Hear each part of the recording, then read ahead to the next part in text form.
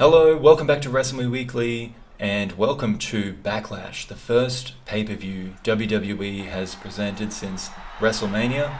It happens to be in Detroit, Michigan, the home state of Rob Van Dam, the first man out, and he's taking on Nakamura. These two have clashed on SmackDown previously to this bout, and it was a fantastic match that we witnessed. You saw how evenly matched they were at the time. They're evenly matched now, as you see from the opening suplexes. Rob Van Dam pulling together some momentum at an early stage and taunting Nakamura at the earliest opportunity. The Japanese comes back with a flurry of strikes here, a combo from the former PWJ heavyweight champion Shinsuke Nakamura, and now he turns on the style. The kick to the back, Rob's trapped in the ropes and a suplex from Nakamura, a reverse exploder as well. So these two in the light heavyweight division have found themselves in a very condensed contendership for the title held by Cesaro right now, who is currently refusing to defend his title, citing that there isn't a clear number one contender, which to some might sound fair, but really there are just so many contenders that are worthy of that title that we're seeing matches like this, and I'm not one to complain. Look at this, rolling thunder from the top rope, RVD, then one from the ground. Multiple blows to the torso of Nakamura, but he manages to kick out. Another rolling thunder from RVD, and this time he goes up to the top. The 5-star frog splash incoming, lands perfectly. Nakamura in big trouble. RVD picks up a win over his friendly nemesis to secure a win in his home state. Acts like he does it all the time, but he was one of the best free agents before he made his way to WWE, debuting in the Royal Rumble. Our next match is for the United States Tag Team Championship between the Usos and Murphy and Rollins, of course the champions there. And this has been a rivalry since Survivor Series last November, when Rollins and Murphy took the titles off of the Usos. There was a big match in between, of course, at WrestleMania, where they both competed in a 4-on-4 tag team match. The team of Rollins and Murphy, with Alpha Academy picking up the win on that occasion. So the Usos, as you can see here, very much motivated to come home with the titles on this occasion.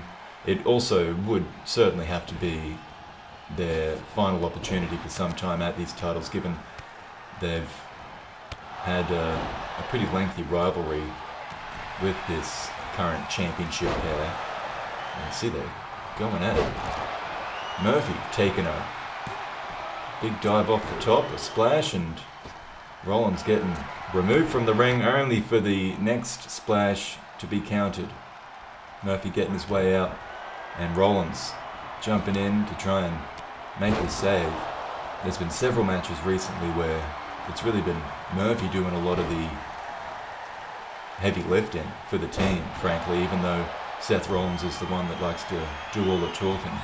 But here you can see Rollins really pulling his own weight, hits a curb stomp on Uso number one, whatever, and picking up the win.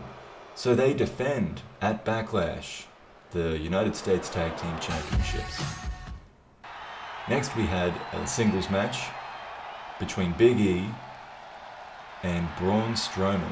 Now these two had big, high-profile losses at WrestleMania, and that has led them to this match here. Big E getting stuck straight in with a big ending. Is that too early, or is he about to just completely embarrass Braun Strowman on his losing streak? No, Braun kicks out. But you can see here, Big E going in with everything early.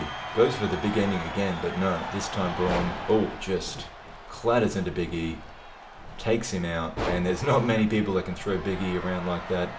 Here comes the power slam. Oh my goodness, this was a super match. Just big moves back and forth. Big E managing to get out of that power slam before the last moment. And this time you can see there Braun with the cutter. He made it seem like he was going for a power slam, I think, and tricked Big E. So that's a bit of progress from Braun Strowman, and it earns him the win. He's finally broken his losing streak. Braun Strowman back in the win column, and loving it as Jerry Lawler on the sidelines there. Oh, here we go, the women's match. Oh my goodness, these two were vicious toward each other. So this year there is no King of the Ring tournament, there's a Queen of the Ring tournament, and this is the first match within it. The winner of the Queen of the Ring will crown the first WWE Women's Champion in a number of years. Ronda Rousey, of course, announced as the big star going into this tournament by Vince McMahon on SmackDown. But these two were chatting plenty leading in.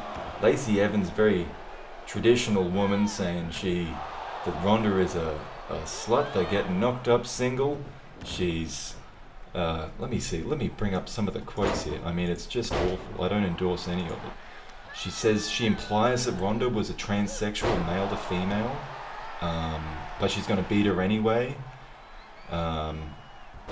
Ronda says that she's going to make this pompous bitch cry and ruin her pretty plastic face. So yeah, they didn't really hold anything back, and I apologize for the language. That's not usually language that I would use on this mostly child-friendly program. But it was a great match. I mean, you know, she's the star of this tournament for a reason. She has, of course, was the former UFC World Champion coming into this. Always been looking to get into pro wrestling. But you see Lacey Evans, she's rather devious and quite athletic as well. You see that wonderful handstand splash from the mat. Samoan drop from Ronda Rousey, and then look at this. Fantastic mobility, and I think she calls that the Piper's Pit. Then the judo throw into the armbar, and Lacey Evans has no chance from here. That's going to finish many a match for Ronda Rousey, that, as it has done in the past in the UFC. So Ronda Rousey picking up the first win of the Queen of the Ring tournament, moving to the next round at Backlash. What a win, what a star, and what a sore arm for Lacey Evans. Here we want to talk about grudge matches. My goodness, we saw on SmackDown Kane turning on his tag team partner Faarooq, his mentor, putting him through a table.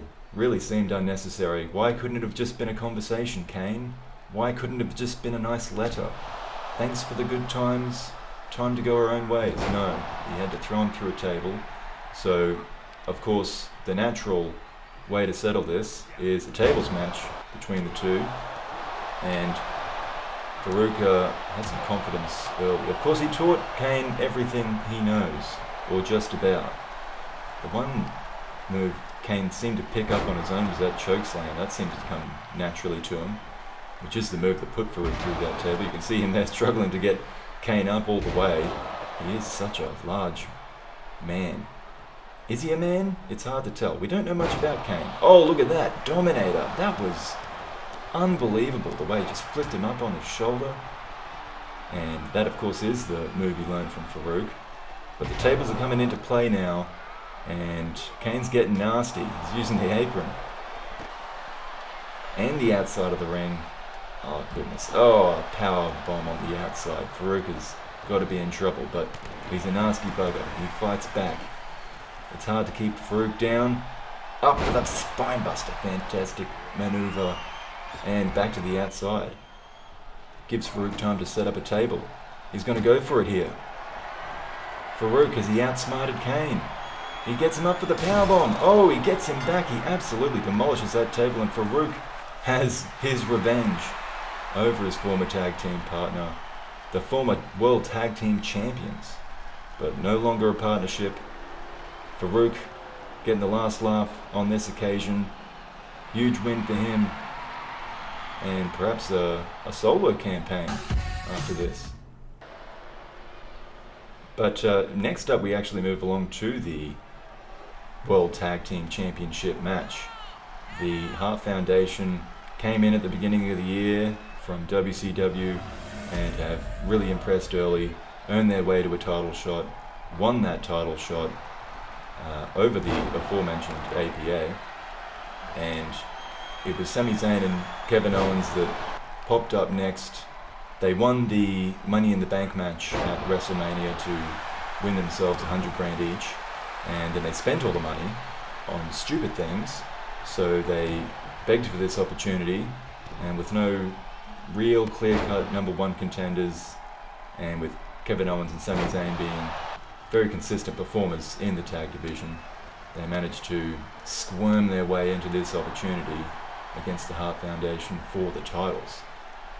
And squirming is something they're good at, and being real devious in general is something that they're particularly good at. So it'll be an interesting test for the Hart Foundation, who more or less tend to stick to the rules. Owens going for a package pole driver, but Bret Hart saw it coming. Sami Zayn though, look at this, big suplex over the top, and a bit too cocky there, I think. Sorry for the clicking. I didn't have any other notes on this one. Just didn't want to miss anything, you know. Got a couple of notes here. Especially because it has been, a little longer between drinks. I apologise. I did have that message at the beginning, but holidays got in the way. But thanks for sticking with it. Oh, look at this, Bret Hart, a cradle. No, Sami Zayn, smart to it. Is he smart to a pole driver though? Oof, that's not going to make you any smarter. Brain cells down. Big boot from Sami Zayn though, after getting away from Bret Hart, and he's got Jim in big trouble. Bret Hart making the save. Oh, a kick to Bret Hart and the Blue Thunder Bomb. Sami Zayn on a roll, tags in Kevin Owens. They're going to work together on something here. Oh my goodness, we could have new tag team champions because Bret Hart's out of the way. But Jim manages to bring it back by himself, picks up Owens off the floor, which is no small feat, and power slams him back down, but he kicks out. He may be a bit of a dick, Kevin Owens. He may have attacked Jeff Hardy months ago in a chicken suit. That was never really proven. But he is tough, just not tough enough for another power slam. The Hart Foundation keep it together. Jim Neidhart with the finish, and there's your tag team champions of the world. Finally, we have ourselves the main event. Ricochet, a stalwart of the Cruiserweight division, getting his opportunity at Rey Mysterio, who's just come off defending that Cruiserweight World Championship against Eddie Guerrero after defeating him for it in the first place. So this will be his first championship match in the WWE against anyone else but Guerrero. And this is our main event. Rey Mysterio being caught out early, but fighting back. Beautiful kick to the back of the head. Ricochet swinging back the other way. This, look at that, off the top rope. This is bound to be a terrific match just in terms of the styles. Look at this, over the top. I don't think he really caught all of that. And Rey Mysterio is the first back to his feet. But as soon as Rey Mysterio gets back in the ring, quick attack from Ricochet, who has built up a fan base over the years, given his wonderfully unique moveset, such as this one here, which could be the finish. Not quite. But he may have lost more fans over the years due to his entitled attitude. But what he has done in that time is build a very well-rounded moveset, though it could be all over for him here with the... No. I don't know what it called. Is it Hurricanrana? Whatever that is. Oh, look at that from Ricochet. Oh, and then off the top rope. That's what I'm talking about. Oh my goodness. Oh, lands flat in his face from a shooting star press. That was a stupid thing to do in fantasy. And Rey Mysterio punishing him further. Rey Mysterio, of course, with a very specialized style. And a very risky style, looking at that. But he is phenomenal at that lucha style. Having beaten the longest reigning Cruiserweight champion of all time, to become the youngest ever Cruiserweight champion of all time is Rey Mysterio.